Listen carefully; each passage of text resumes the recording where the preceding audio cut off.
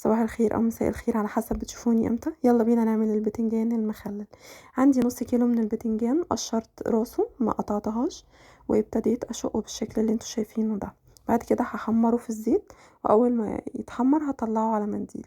التتبيله بتاعته بقى عباره عن معلقه كبيره من توم، هريسه الشطه، 2 ليمون، 2 شطه خضراء، 1 فلفل رومي، ونص حزمه كزبره خضراء. هحط الكلام الجميل ده كله في الكبة، او تقدري تحطيه في الهون بتاعك، تمام، المتاح عندك يعني. هحط الكلام الجميل ده كله في الكبة، وهعصر عليه 2 ليمون، تمام. لو الليمون صغير خليهم 3، تمام. بعد كده عندي 3 معالق كبار من الخل، ومعلقتين من زيت الزيتون او الزيت العادي، معلقة صغيرة كزبرة، ومعلقة صغيرة كمون. طبعا ما ننساش الملح.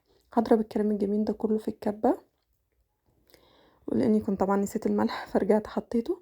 بعد ما ضربته، التتبيله دي تكفي بالظبط معايا نص كيلو من البتنجان.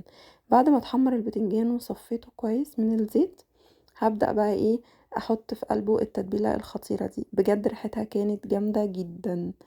البتنجان بقى هنا جاهز. طبعا ما نقدرش نستغنى عن البتنجان المخلل مع الملوخيه، الباميه، الفول والطعمية، العدس. فتقدري تعملي كمية وتحتفظي بيها في التلاجة، هتقعد معاكي لحد شهر، مش هيجرى لها اي حاجة. اتمنى تجربوه، وبألف هنا وشفا. شكرا.